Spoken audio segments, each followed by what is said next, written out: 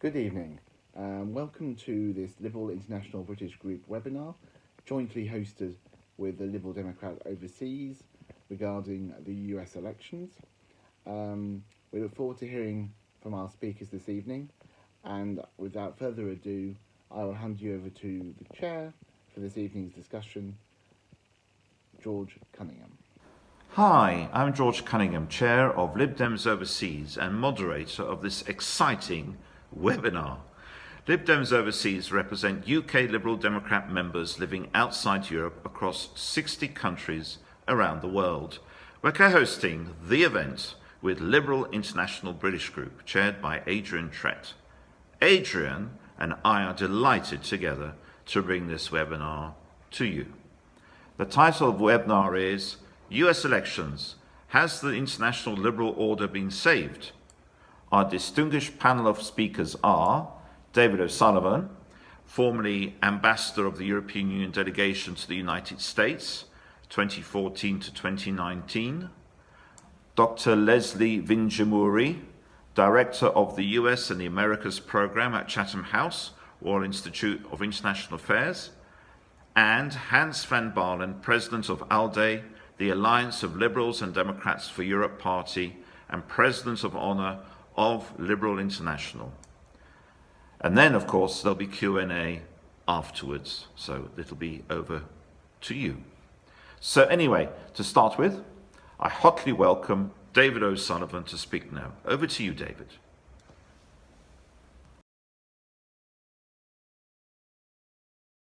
He will rejoin the World Health Organization, which, whatever its defects, and there are real defects in the World Health Organization, is the only international organization we have which can help us deal not only with this pandemic, but with the whole issue of future pandemics. And I think everyone recognizes that this may be a terrible pandemic, but it possibly is only the first of, certainly in a series that we've already known, but it could be foretelling future pandemics, and we really need an international system which can cope and deal with these things in a much better way than we were able to deal with COVID. He will come back to the table, and I choose my words carefully, on the Iran deal, the joint, the JCPOA, which the Europeans have managed just about to keep on life support. I wouldn't say to keep alive, but to keep on life support, following the decision of President Trump to withdraw preemptively from that agreement at the early stage of his mandate back in 2017 now, 18. He will, I think, reaffirm the US commitment to NATO. I can come back to that, but obviously, NATO is in itself going through some debates about its relevance, its meaning in a changing world. But I think the doubt which President Trump cast on the Article 5 co-belligerency commitment of NATO will be set aside by President Biden. And we can once again have a reassurance that the US is seriously engaged in NATO. And we can hope, though I'm a bit less optimistic about what that might give, that he will re-engage in the WTO, both on the immediate dispute, which we have to resolve fairly quickly, over the appointment of a Director General, which is really a pressing issue, but also on the issue of the appellate body, and then more generally on a reform of the World Trade Organization to make it fit for purpose in the 21st century, which I think all of us can agree is not necessarily the case at the moment. So all of that's the good news, and I think it is good news. The slightly less good news, or the sort of bémol, as we would say in French, is that this election may have represented a relatively comprehensive defeat for President Trump as a personality, as a character. His policies did not necessarily get completely rejected. In fact, the Republican Party, who have espoused his policies, even if they were not necessarily in line with traditional Republican policies, had a relatively good election. They won back some seats in the House of Representatives, and they did not suffer the defeat in the Senate that people thought they might, given the idea of a sort of blue wave of the Democrats. Everything is still to play for in Georgia in January. We really are going down to the wire on this election, where there are exceptionally 2 seats in play, because one was a special election in midterm and is being replayed as part of these elections, and the other was the normal 6-year election of a senator. That's going to be replayed in January, and it's literally 50-48. If the Democrats were by any chance to win both seats, it would be a tied Senate, and then the casting vote would be with the Vice President, Kamala Harris, therefore a Democrat. So that would give future President Biden a majority in both houses. I think most people, it'd be interested to see what Leslie has to say, but I think most people think it's a bit of a stretch to imagine that the Democrats will win both seats, but it's very closely tied. The more likely outcome is that the Republicans therefore retain control of the Senate, and that's going to give President Biden a lot of headaches in the management of his agenda, as we know, because the extremely partisan nature of American politics means that basically it's trench warfare on almost every issue. Even the appointment of his cabinet would probably then become extremely contentious. And he will struggle to impose his agenda on Congress. This will mean, in any event, whether whatever the outcome in Georgia, I think we need to expect that this is a president whose main focus will be domestic. His first priority is obviously the pandemic, which has hit the United States particularly hard. And also economic recovery. So I think that's going to be his main priority, is to demonstrate that he is addressing the issues which are of immediate concern to Americans. And I think the one thing that we can take from this election, as from the previous election, is that there are structural changes in the American body politic which are not linked directly to the personality of President Trump or anybody else. They are about a fatigue in the American body politic with the endless wars of Iraq and Afghanistan, even if many of them were the result of American choices rather than anybody else, with a sense of the inequity of the economic system following from the financial crisis of 2008, and a general sense that somehow America is spending too much time looking after the rest of the world and not enough time focusing on itself. And President Biden is going to have to deal with this. I mean, he may have been elected on a generally optimistic and forward-looking agenda, but this is the reality that he's going to have to deal with. He also has to deal with a not totally united Democratic Party. I mean, they united around his candidacy. They're delighted that they've won, but we know that there are divisions within the Democrats between the progressives and the more traditionals. And this is probably going to emerge as President Biden tries to set his agenda. So I think we need to be very well aware of this as Europeans, as we engage with this new administration, even if it heralds, as we've already seen, the return of people that we're familiar with, Tony Blinken, Jake Sullivan, all of these people that we know to be on the generally internationalist side of US politics. And I think, before I get to the sort of issue of Europe, the main thing I think is that in the end, economic issues are going to be for the forefront. And I think even foreign policy is going to be seen through the prism of what it delivers for the American middle class, as they like to use that term, being Irish and British. We all remember that was the week that was, and the lower class and the middle class, the upper class, John Cleese joke. It has slightly different meaning in the US. It basically means working people, people who are engaged in industry or employment, who are not living off their wealth. This is an important constituency in the United States who feel left behind, and President Biden is going to have to demonstrate that whatever policy he's doing, whether it's domestic policy or whether it's foreign policy, is delivering for them. And I think this is going to play into his attitudes towards China, his attitudes towards trade. And this is something we have to recognize. Now, On the European side, I think we've got off to a relatively good start with the attempt by the Commission and the High Representative, Josep Borrell, which will hopefully be approved in some form or other by the European Council this week, to submit an agenda to this new administration for a renewal of the transatlantic partnership. The original Commission High Representative paper is for me a little too sort of pro-European agenda. We're kind of saying, this is our agenda, wouldn't you like to join us? Which is normally what the Americans do to us. Fine, but it's a good start because it does hit some high notes. I think that will be important. It hits the issue of global issues, the pandemic, the economic recovery, climate change, the Green Deal, the tech agenda, which will be important, China, which I think will be very important for this administration, and the issue of values, democracy, the idea of an alliance of democratic states, even if we can question as Europeans whether all our member states quite meet that criterion these days, but that's another issue.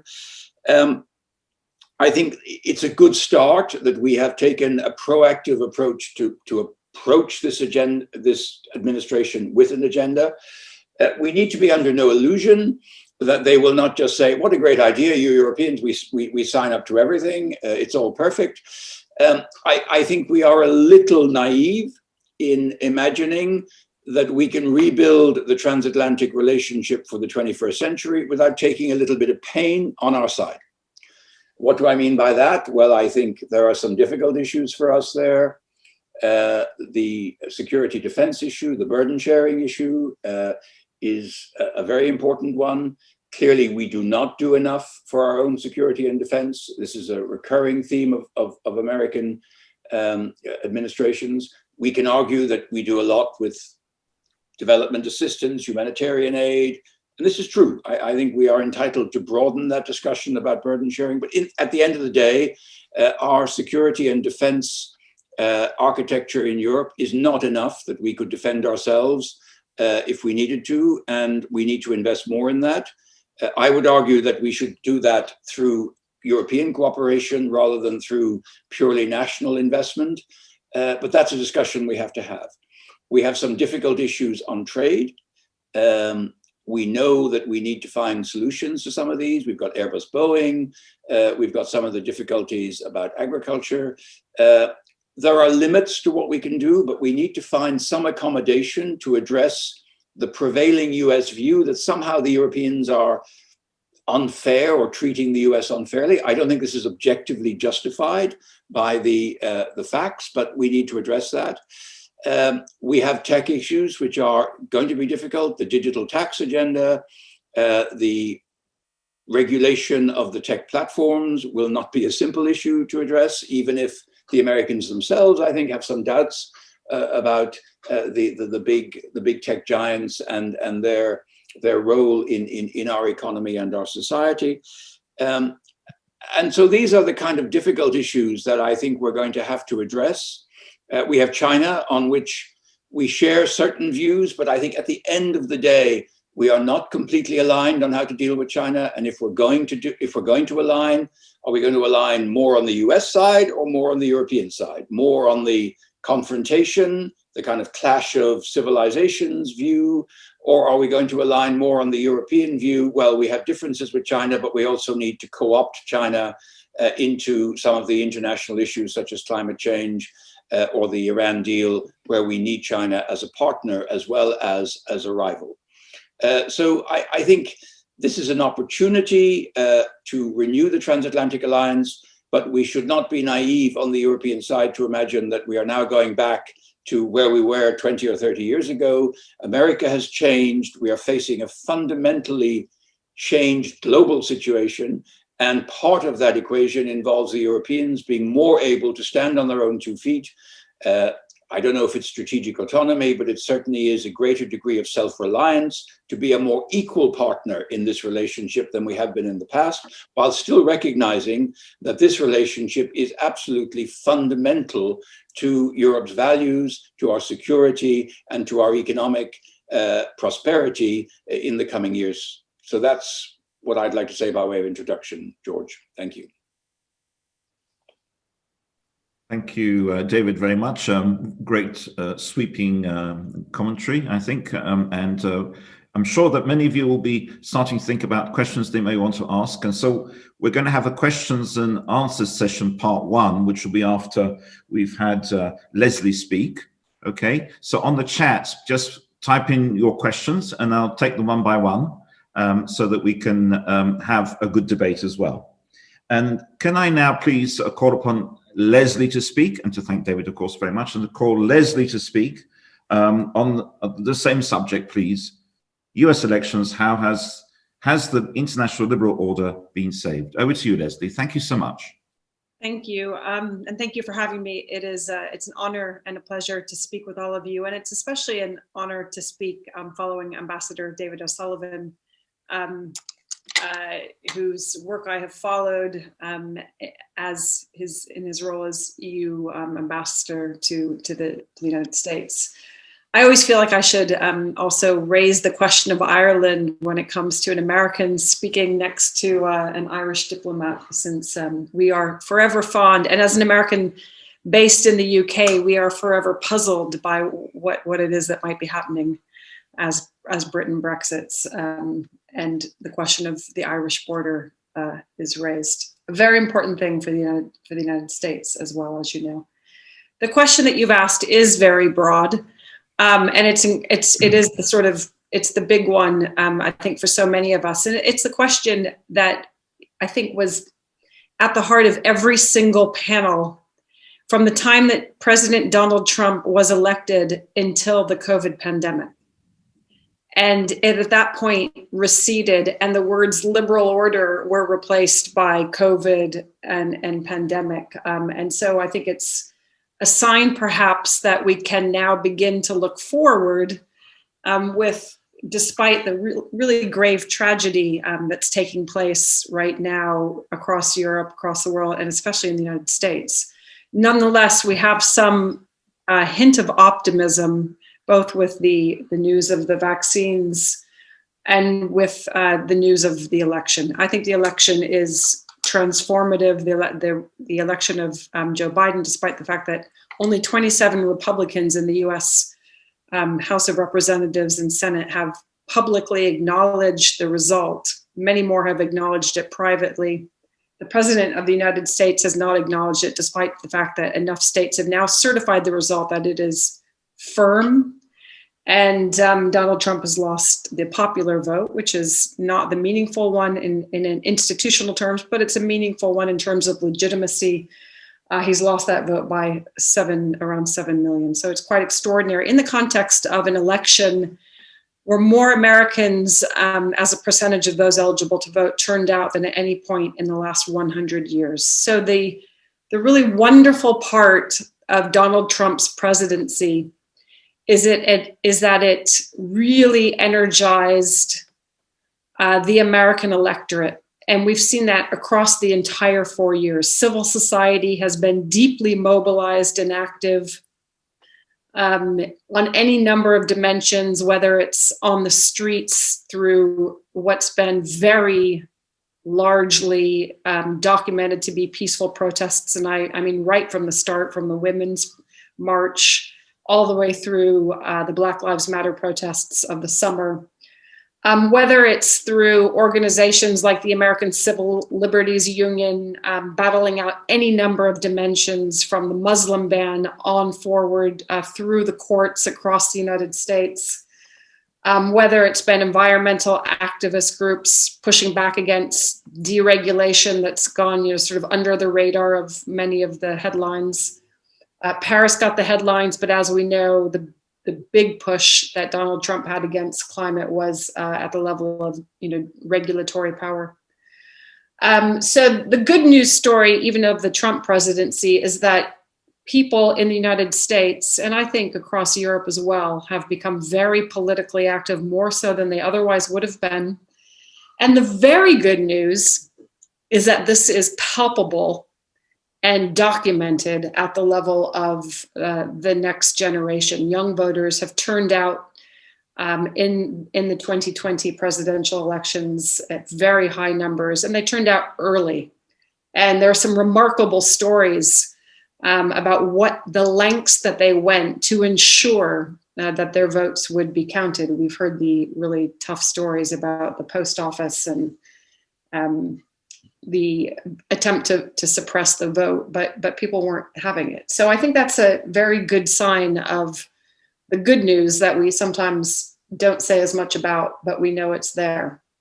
In the context of what's been a really, I would say, devastating, destructive, and challenging period for the US. So let me walk back and just say a couple of things about the liberal order, and then come back to perhaps what went wrong and whether the election of Joe Biden will lead to a restoration of the liberal international order, or whether we are looking at a different period. And I tend to think that we're looking at a little bit of both, some restoration, but clearly a very challenging period.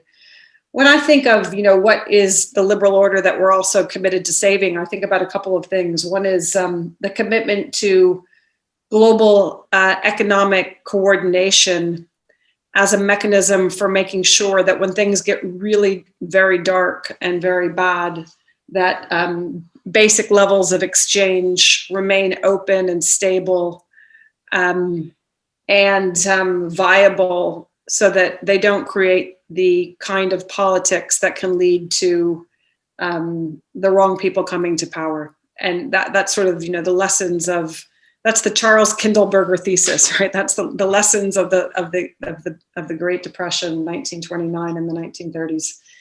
And that was really the lesson that I think, led to the creation of the Bretton Woods frameworks and any number of other smaller regional economic organizations that were in part based on that belief in the validity and the legitimacy and the necessity of economic coordination to make the liberal order work. The second thing that I think about is, deterrence and multilateral deterrence and collective security. As again, a lesson for what the world needs to do to protect stability, peace and stability, but really in both of these big lessons to provide a safe space for democracy. And if you haven't read it, I very much urge you to read John Eikenberry's most recent book, A World Safe for Democracy, which is a wonderful theoretical but also empirical book that really takes us through, I think, the history of the liberal order and investigates many of the challenges that have arisen. So when I think about, the big debate that we had for so long about whether, Trump was cause or effect, and I think many people on panels and in journals and on speaking had kind of settled on the argument that Donald Trump was a symptom of the changes and the problems in the liberal international order. As Ambassador O'Sullivan said, the fact that it had begun to fail to deliver for the middle class in many of our societies was clearly something that led to a challenge from within. And in the United States, certainly laid the foundation for the culture wars for any number of leaders to manipulate a dissatisfaction and target it towards immigrants, those not born in the United States, as being a cause of the general woes of the middle class. But I think the other context, that confirms the idea that perhaps Donald Trump was, a symptom of broader changes is just the fact that for 14 years, the broader context of World Safe for Democracy clearly wasn't being realized because democracy had been in decline. And I recall in the months of the 2016 election, giving a lot of talks about the shrinking of the space for civil society and civic engagement in Egypt and Russia and Turkey, and the human rights community being tremendously distressed by this all around the world. And there was a little bit of looking inside the United States by that set of actors, but most of it was aimed at a very specific set of questions having to do with the global war on terror and the domestic side of that, whether it was the torture memos or some of the restrictions that were placed on Americans to execute the global war on terror. But there wasn't really a general look at democracy inside of Europe and inside of the United States. But all around us, the sort of hope and premise at some level of the liberal order, which was that it would not only protect democracy internally, but that it would expand not only the case, but the reality of democracy far beyond the transatlantic space, had already begun to not be realized by that point. So Donald Trump emerges, and really he's sort of taking, in some senses, he's taking both of those problems on. He's, of course, much more fixated on the fact that America had invested in this liberal order and that it hadn't delivered for middle Americans, it hadn't delivered for the working class, and that it had delivered, but it delivered not only for people and countries outside of the United States, but for the wrong kind, right? It hadn't delivered for democracies, it had delivered for China. And so I think in that sense, yeah, and he had plenty of empirical information to draw on to make the case very effectively. And he had 2008 revealing what had been already a very long trajectory of stagnant middle class wages, and a set of reforms that didn't fully address those. So plenty to go on to make the kind of challenges that he did, that succeeded for a minority of the U.S. electorate that voted him into office. But I guess I would also say, and I think this is for me the really important point, which is that Donald Trump, and it sort of takes us to the question about where we're going under a Biden administration after January 20th. Donald Trump, in my view, is, yes, clearly a symptom of the overreach, the attempted overreach of the liberal order, the failure to protect democracy and to protect the middle class within its democracies, the failure to realize the dream of extending it. But he was also very much a cause, and he's had a very real and very profound effect on the quality of democracy in the United States. And this, I guess, is where I get very frustrated with a lot of the arguments that want to put him down to simply being a symptom. And I guess a couple of things here I think are really important, and it's important to wind back the clock and imagine, had the election gone the other way, had Hillary Clinton emerged as the president of the United States of America, where would we be today? Now that's a really difficult counterfactual to imagine. But you can imagine a few places where, the United States wouldn't be and where Europe wouldn't be. And one is the tariff wars, and one is the United States coming out of any number of multilateral agreements. And impossible to predict, but quite possibly we might not actually be in the position that we're in with respect to the pandemic. Given the mechanisms that the Obama administration have put in place, not least people on the ground in China, cooperating with the Chinese to guard against just this kind of outbreak and ensure that it didn't cross borders should it emerge. So I think Donald Trump has not only radically altered the context of the liberal order beyond America's borders, but he's certainly, and this goes to what David O'Sullivan said about the context of democracy in America. He certainly altered the context of the Republican Party and what it stands for. And I think there's a very significant question about where we go from here in the Republican Party. And he's he's taken a level of division that existed, or that there was fodder for. He's taken an opportunity in the United States electorate on any number of dimensions. And he's injected a very nasty politics into it, and he's mobilized it, and he's given it a language and a style of politics that didn't exist prior to his presidency. I don't think it's there forever, but I think that he has radically altered the context of US politics, which possibly means that a new president President Biden, who will have a huge amount of work to do to change that. But it does mean that agency matters, that the presidency matters, that the people that are appointed around the president matter, and that the prospect for considerable change is very, very real. So a couple of things. First, on the very concrete point that David O'Sullivan raised about Georgia. Will the Biden team restore the liberal order? They're certainly going to try, and I agree completely that foreign policy will be derivative of domestic policy. Foreign policy will be seen in light of whether it can create the conditions, especially economically, for Americans to realize real gains that are distributed much more equally across the electorate in terms of income and wealth and across racial minorities in particular. Part of the ability to do that depends on whether or not there is a divided government, and that comes down to Georgia on January 5th, for sure. I think it's impossible to predict what happens there because so much of what happened in Georgia in the presidential elections had less to do with what we know of Georgia, and again, much more to do with the agency of people like Stacey Abrams, who registered voters, who inspired them to vote.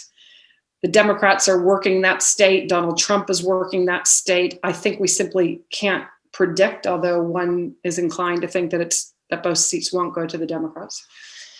But the other thing I would say about, whether this goal can be realized, whether democracy can be rehabilitated through governance, which depends on Congress, also depends on what happens in the Republican Party. And I don't think that this is purely about who controls the Senate and how, what the balance is in the House. I think a lot of that will come down to what happens to the Republican Party when Donald Trump is no longer visibly hovering and in the White House. And does the Republican Party begin to divide amongst itself? Does it remain united behind the Trump agenda, or do we see a lot more return of moderate Republicans giving voice to what has probably always been their sentiment when it comes to internationalism?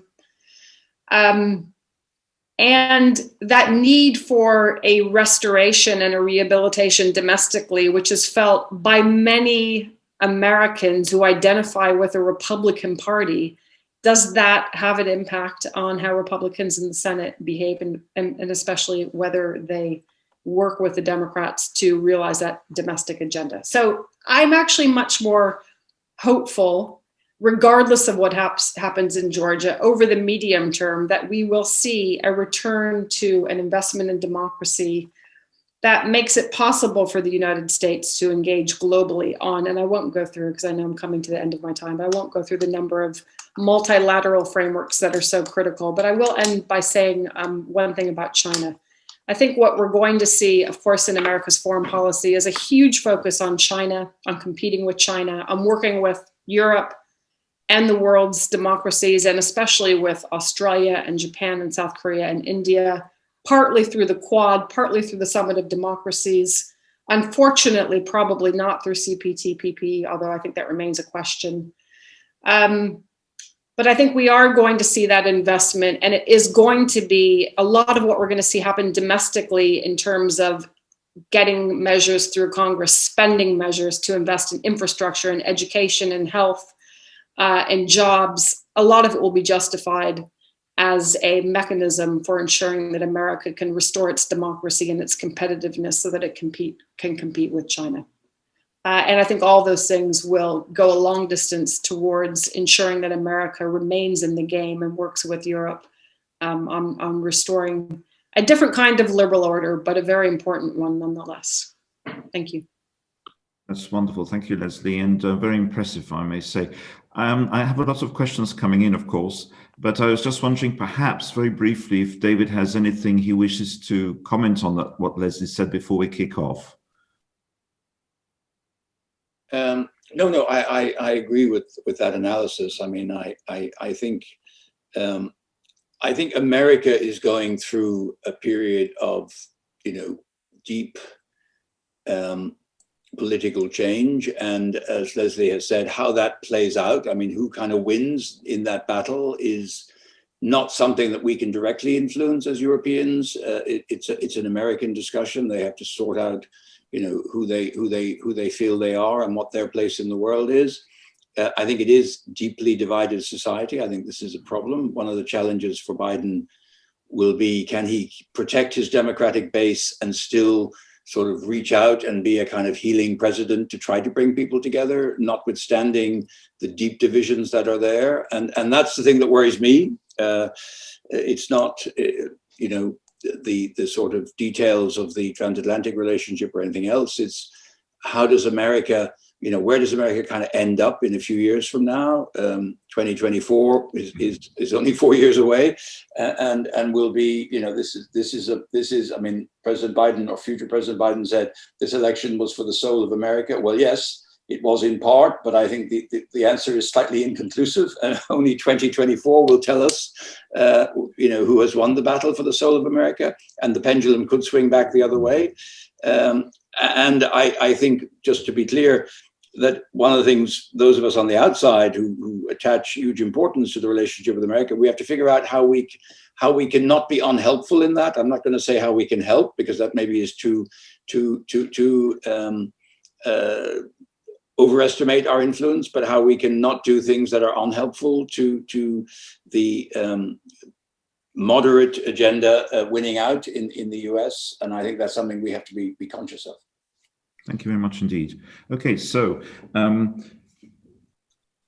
first question I have is perhaps very briefly from myself. So President Biden is coming in. Can he restore to the same degree as was the case before the moral authority of the United States in the world, given what's happened? And I ask Leslie perhaps to reflect upon that, please.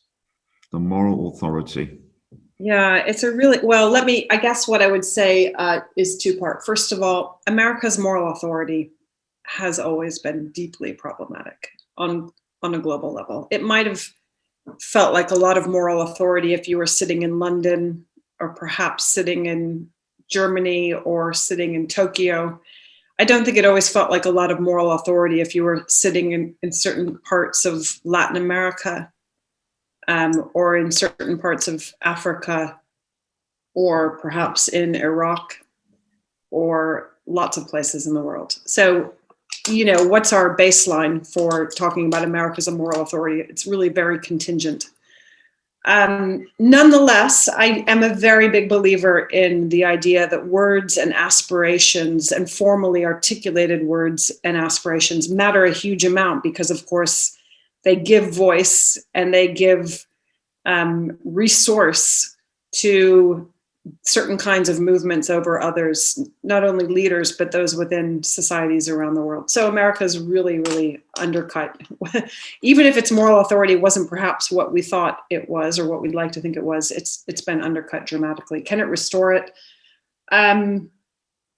Yes, absolutely. A huge amount of it. It can bring it back up to the baseline, and perhaps even stretch far above, in part by having the kind of humility that I think actually Joe Biden has in spades, not least because of his personal history and personal circumstances. He's a very, very empathetic person, probably the most empathetic president that America will have had maybe ever. And so I think that the humility of his own personal humility, the humility that attaches to the last 4 years necessarily, and the fact that America will be on the back foot and be seeking to reach out and build partnerships that I think will be genuine, I think will go quite a long ways to helping to restore America's moral authority. But it was always dubious for many people. Yes, indeed. If one remembers such horrors as Vietnam, I suppose. I have a question here about China. Of course, the US relation to China, of course, it's having a lot of knock-on effects. And I have somebody who's asking, Adrian actually is asking about freedom and despotism and what's happening in the South China Sea. And what can Biden do to forestall China aggression, and in so doing contribute to refurbishing the viability of liberalism there and around the world?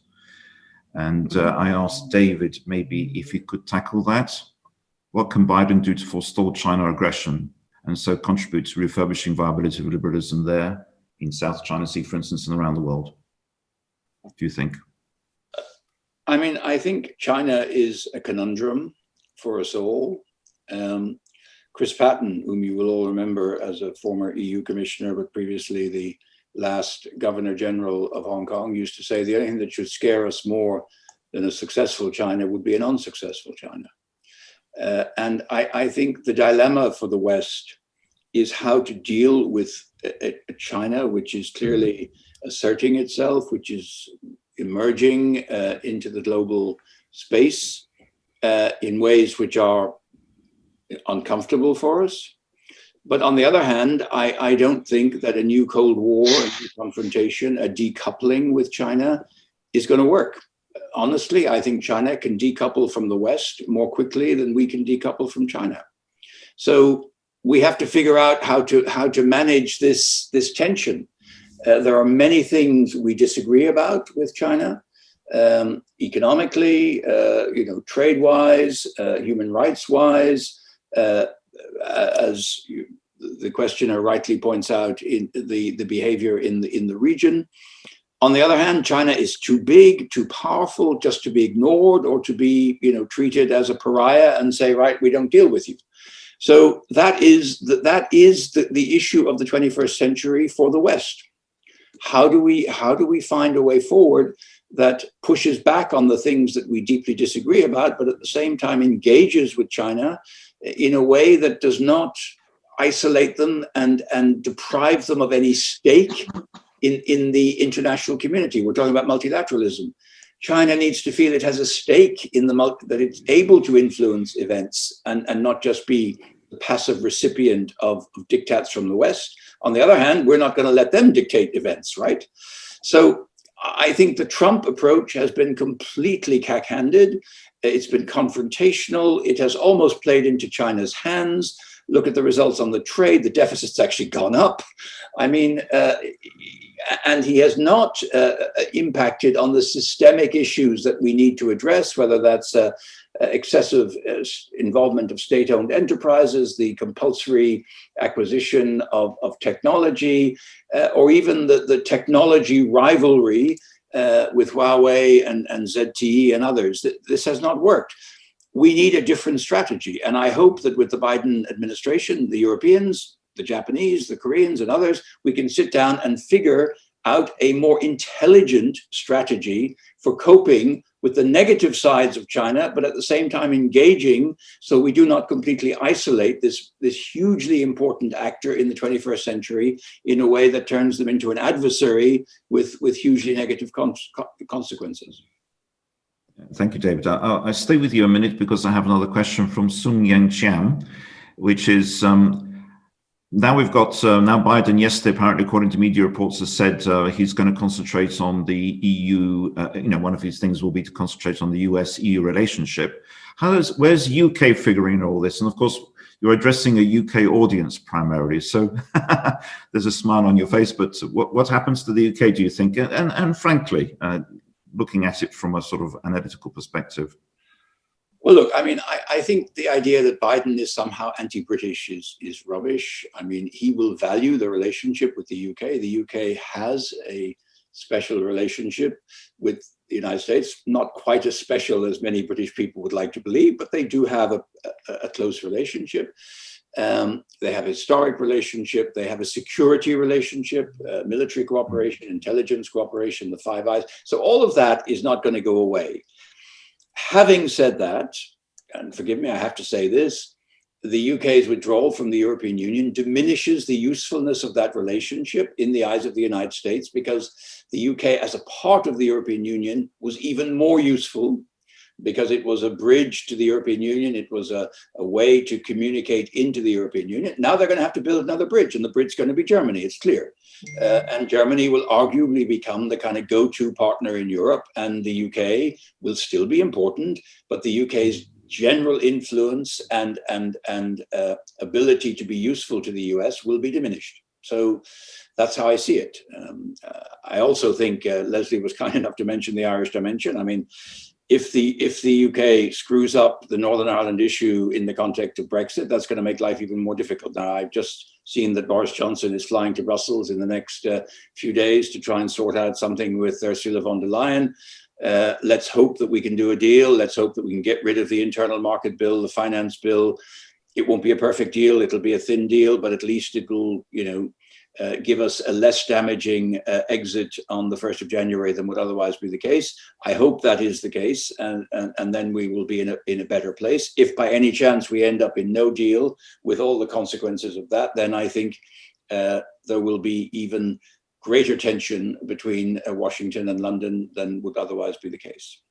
Okay, well, let's all hope for the best. Now I'm going to combine two questions for Leslie on social media, really, and big tech. So from Jay Marshall, can liberal democracies survive big tech? In fact, can any political ideology survive big tech? And roll that in with Hannah's question on QAnon. What's happening with these conspiracy theories that are going on? Where are they coming from? And can we put this kind of thing back in its box? And if not, how does a democracy deal with people like that? Tough questions. Leslie, please. Those are really tough questions. So sorry. and for O'Sullivan, only got China.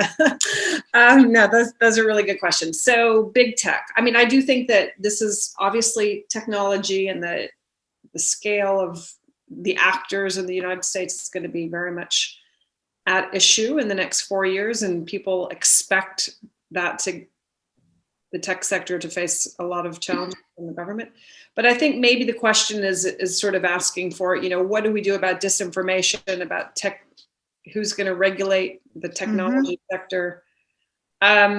These are all questions that I think there are a lot of people that understand and have been beginning to grapple with this. And there's a huge knowledge gap, right, between the people who are actually in the sector and the people who are talking about trying to regulate the sector. And we saw that when we saw some of the hearings in Congress between Facebook and the committees, where just the gap in knowledge is quite considerable. So I think one solution is, closing the knowledge gap, and there is a rapid development on that dimension.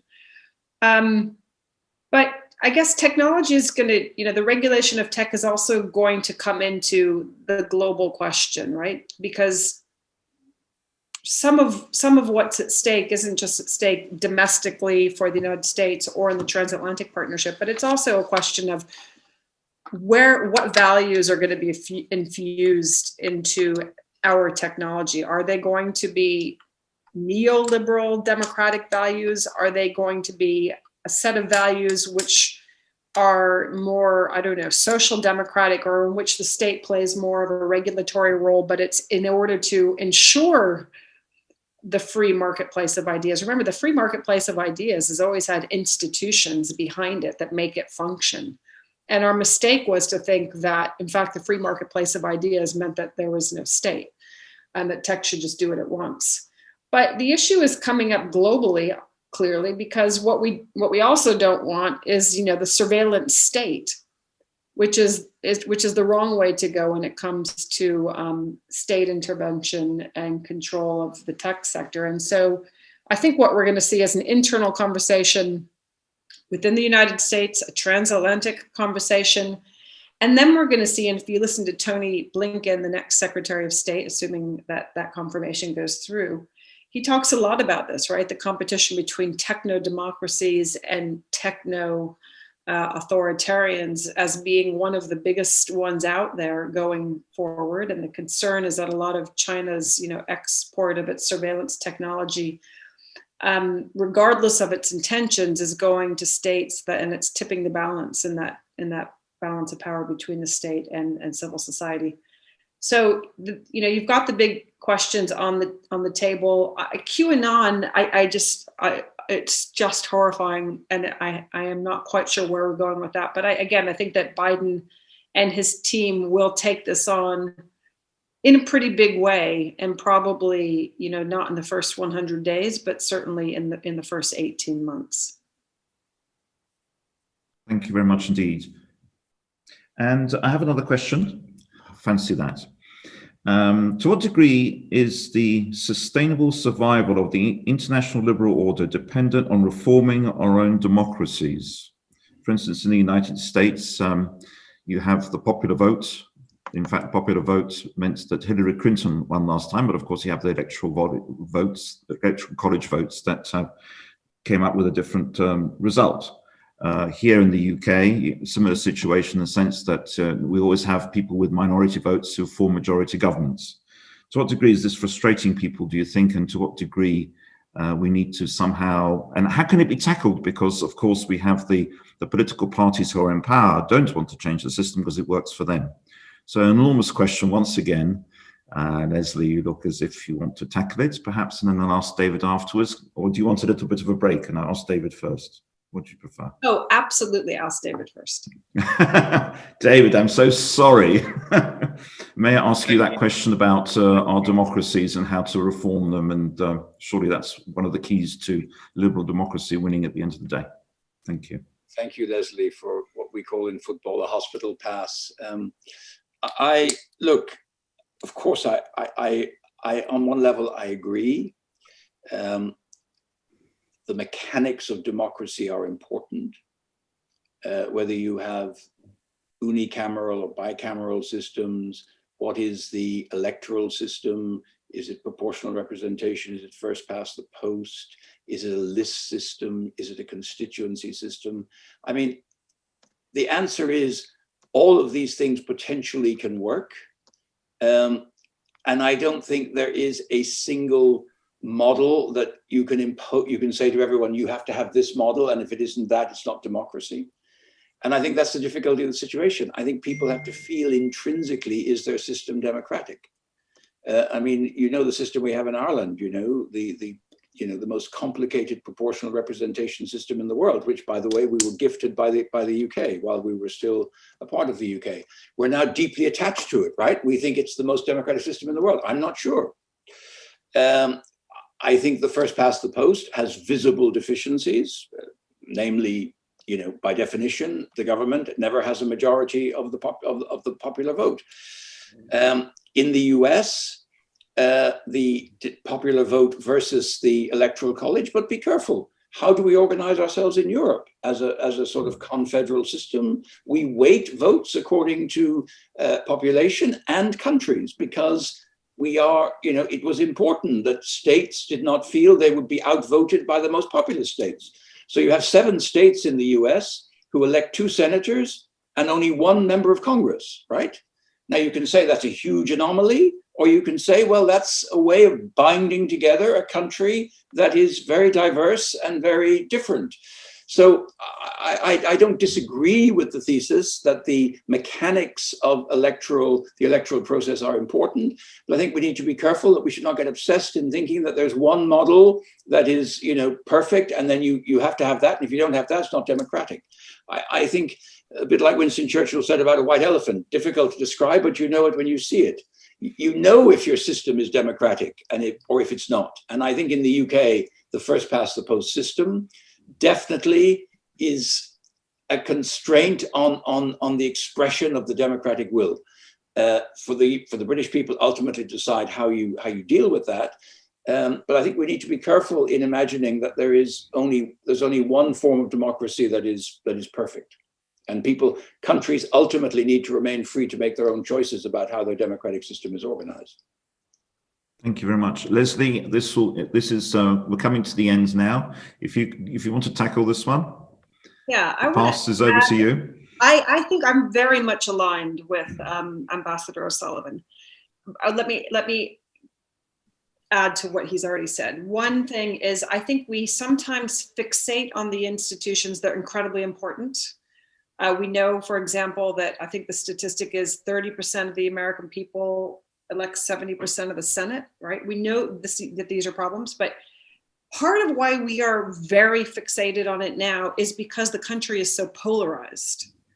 So I would say some things are easier to tackle. I mean, none of this is easy to tackle, but if we really, really need to tackle the polarization question, right? We used to have a middle of the road where you would have fiscally conservative Republicans, but they were socially liberal, and the other side of the Democrats. We don't have that. We don't have that middle anymore. People, their values. If you take 21 values, they line up along partisan lines, right? The electorate is polarized.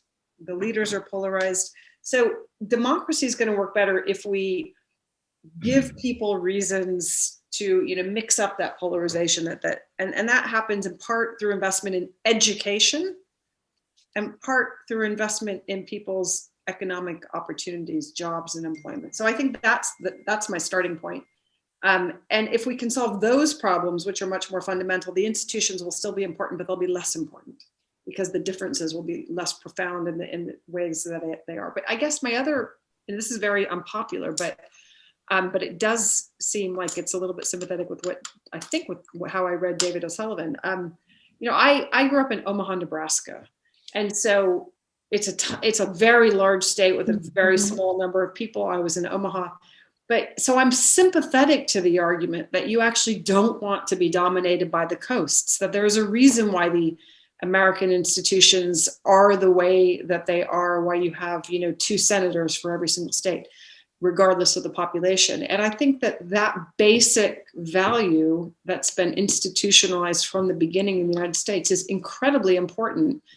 It's just that, it's gotten a bit extreme because of the way that we've developed, but we don't want to lose it. We wouldn't want to go the opposite way. So again, it's incredibly complex, but there is a reason for protecting the autonomy and independence of different parts of the United States. Well, thank you very much indeed. And that comes to the end of part 1. But please stay on if you can. I know that David O'Sullivan may have to leave us at some particular point, and I therefore wish to thank you enormously for your great contribution. And of course, this is going to be recorded, so many other people will benefit from your wisdom and from Leslie's wisdom for that matter.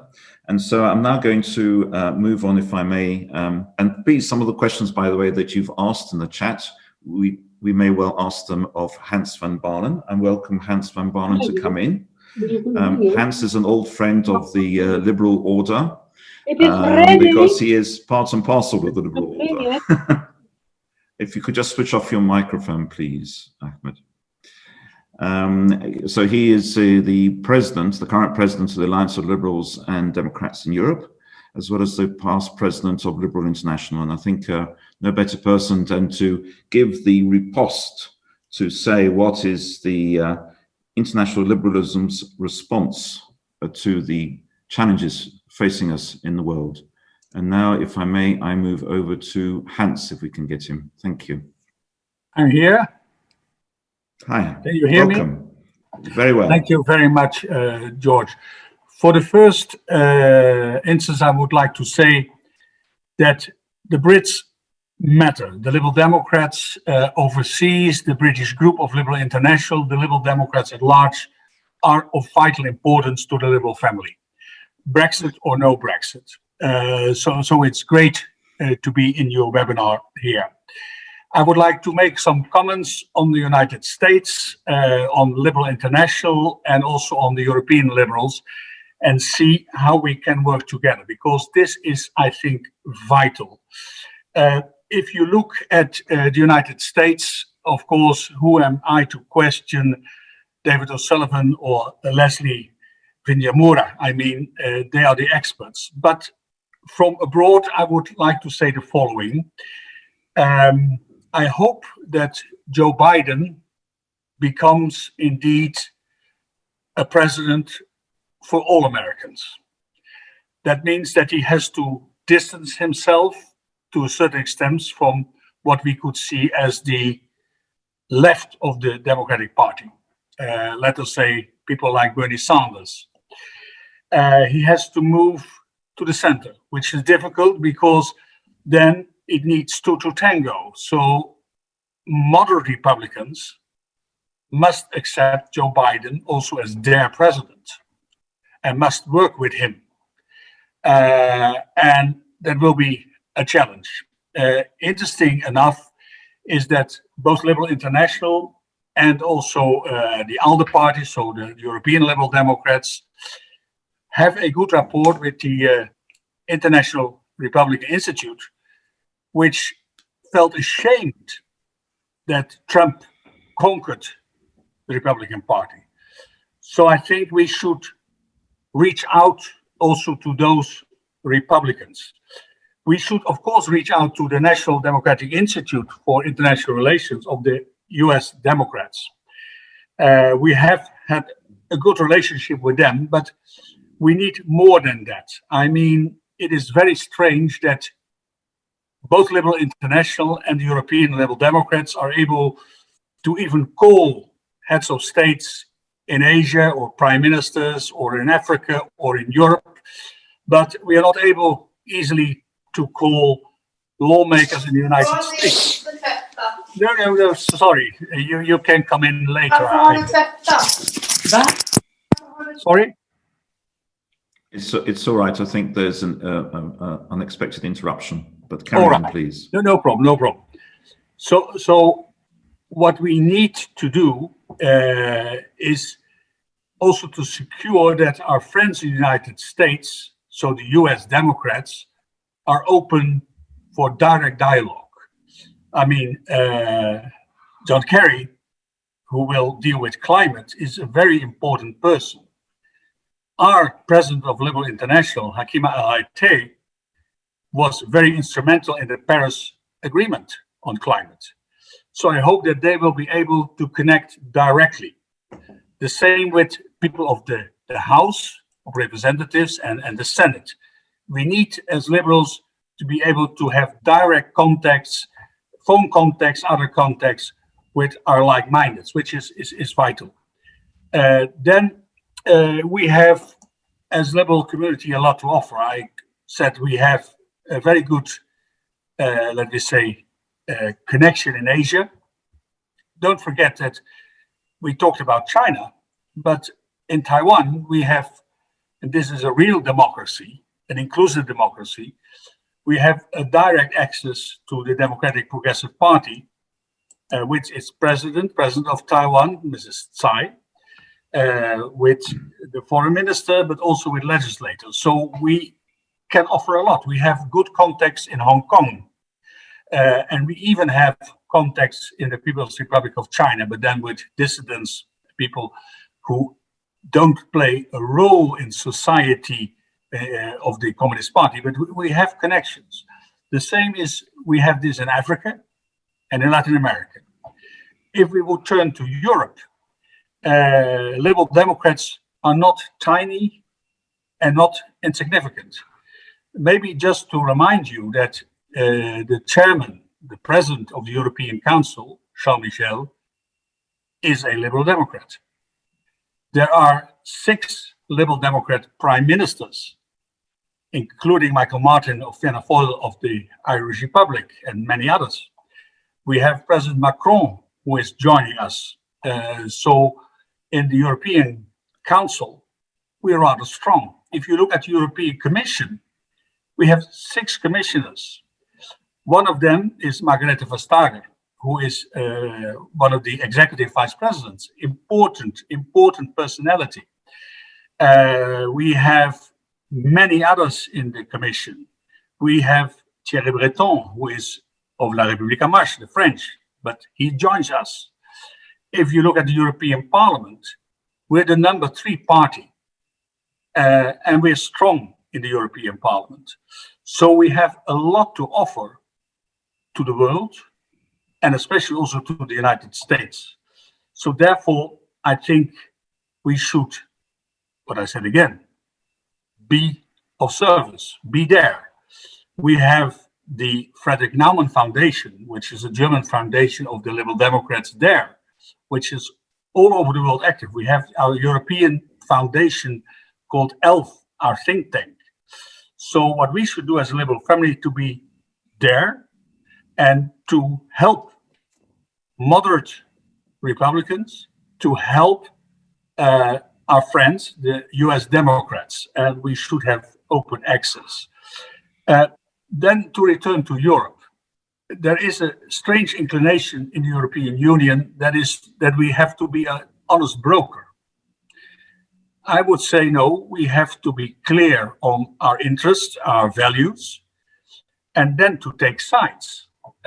For instance, if you look at China, and also David O'Sullivan referred to China, I'm less optimistic than he is. I mean, China is a dictatorship, and a very strong one, a tough one. Look what happens to the Uyghurs. They're in concentration camps. Look what happened to Hong Kong. Look what happens to, let me say, the Tibetans. Look to what happens to minorities as such, but also to the civil society in China. So, yes, we can work to a certain extent with China, but we don't share values with them at all. If we look at Russia, Putin's Russia, the same applies. I mean, also we have in Russia friends, courageous friends, but it's not Putin. It's not his Russia. So if you look at the international relations, there is only one superpower, one major country, and that's the United States, where we share values. And of course, we can have problems with the United States on issues, of course. But in the end, if we don't come together, the United States and the Europeans, the European Union especially, we cannot fight COVID dictatorship. We cannot fight illiberal forces. And we should then choose sides.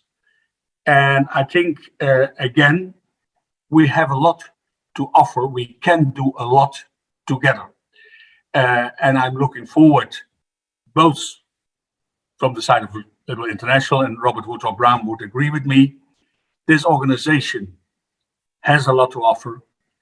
And also the other organizations, such as the European Liberal Democrats, have a lot to offer.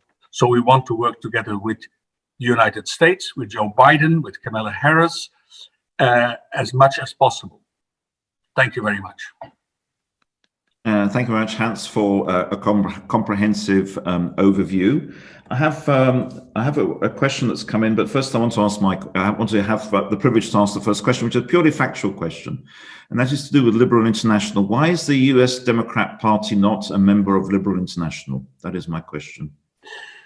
Well, I think that they don't want to be part of an international family.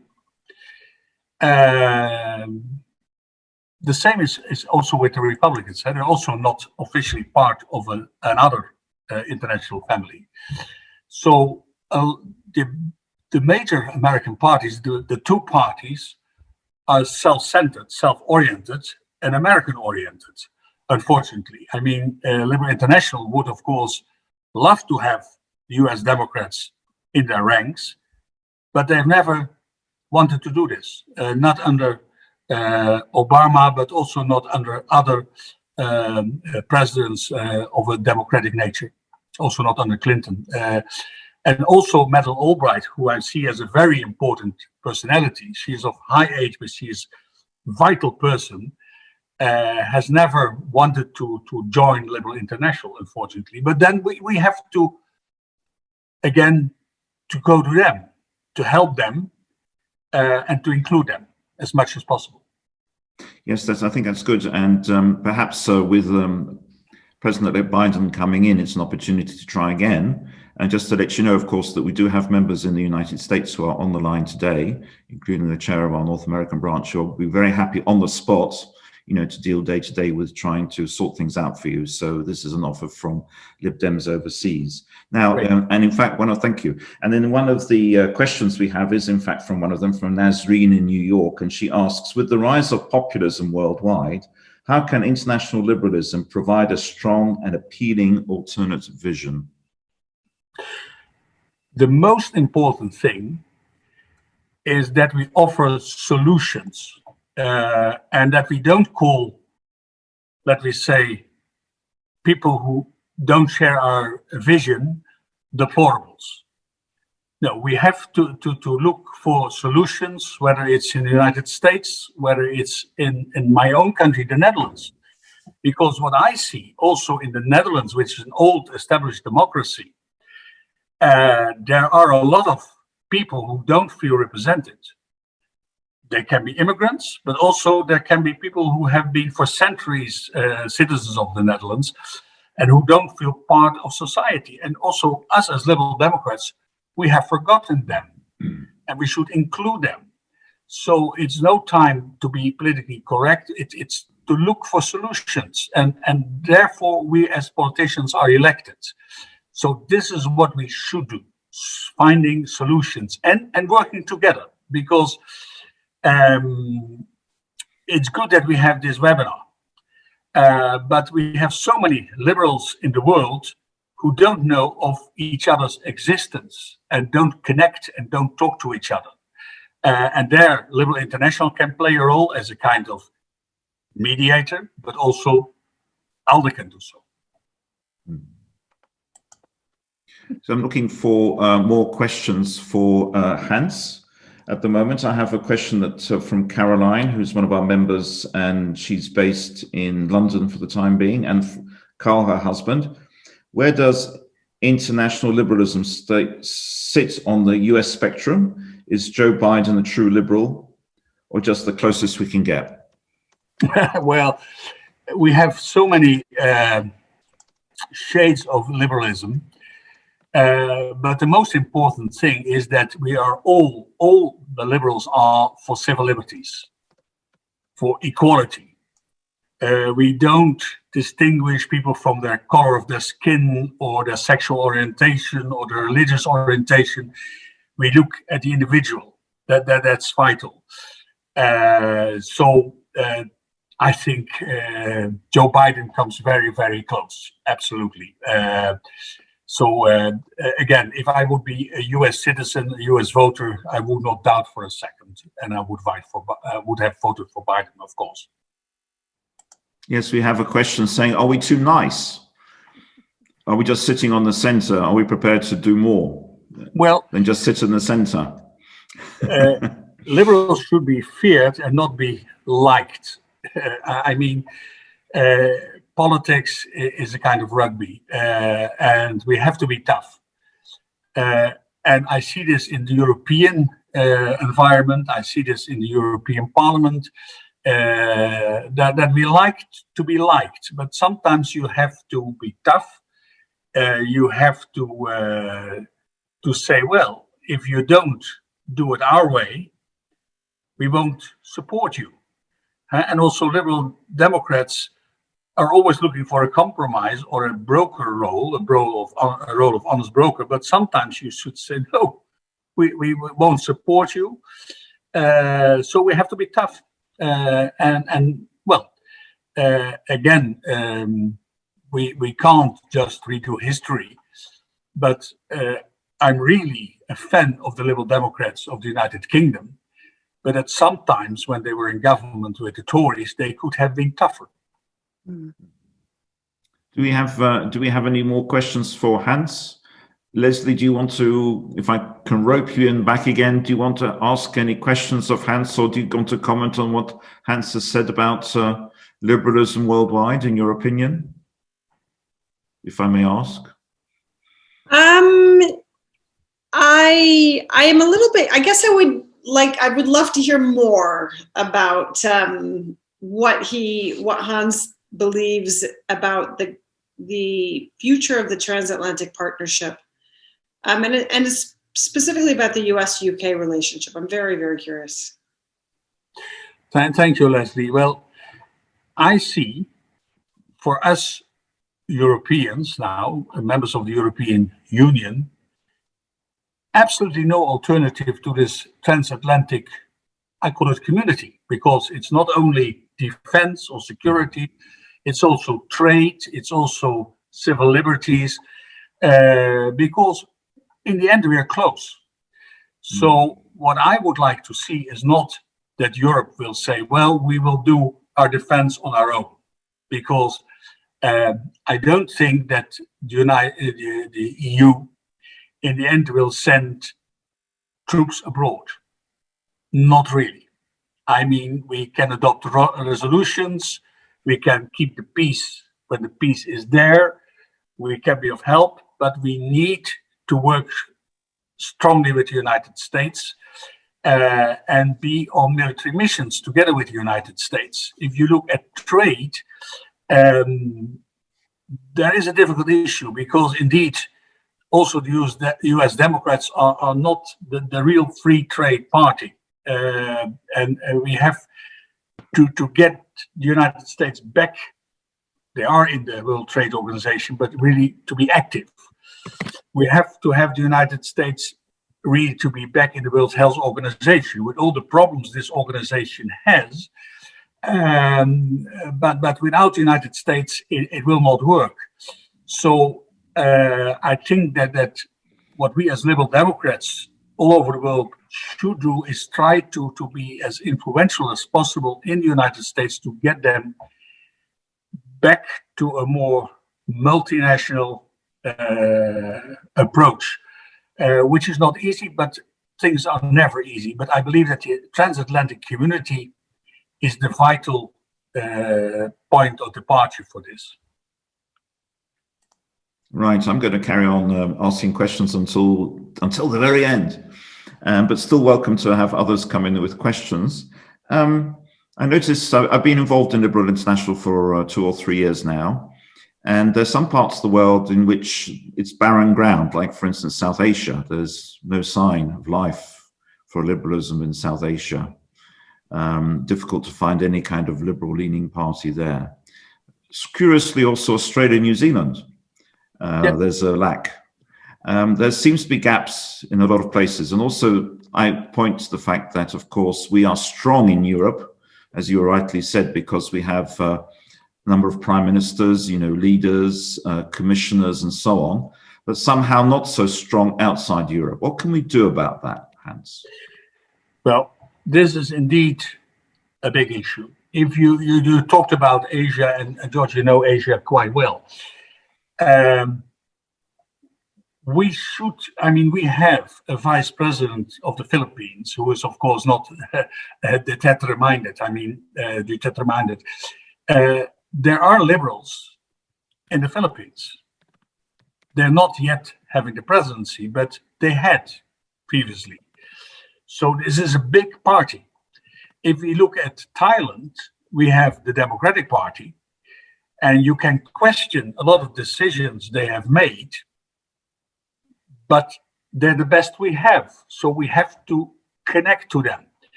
So I told you about Taiwan.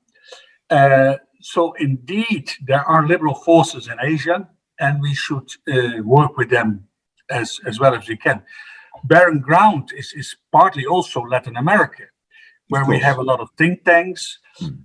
We have some parties in government, and we can strengthen that. But the most important thing is, I think, is to include more the liberals of Canada, because strangely enough, they're part of the world family, the liberal world family, but they don't engage.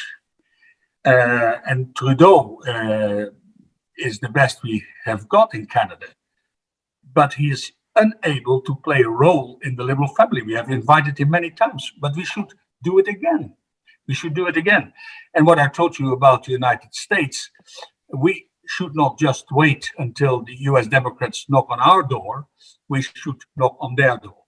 But it's true. If we look at Africa, Africa has become a more significant continent for the Liberal Democrats.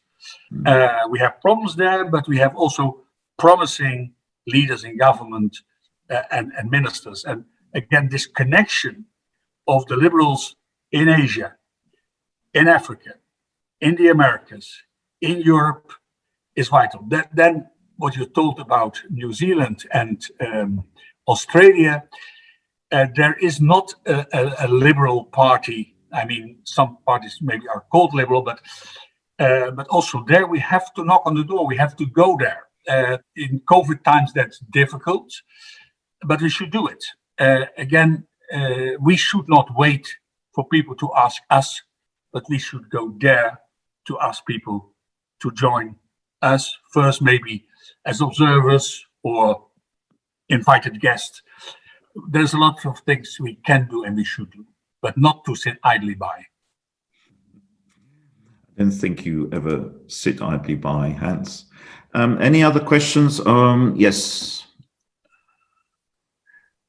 Somebody has asked the question, and my computer is going a bit wonky at the moment, as you may see. In terms of liberal values, should we support the EU to also impose sanctions on China, or will Biden's administration reverse this approach and back to engagement policies? Well, as I discussed with you earlier, we can to a certain extent work with China, but again, China should also respect us. That means that if they go on suppressing their own people and other people, there should be sanctions, targeted sanctions, and best together with the United States.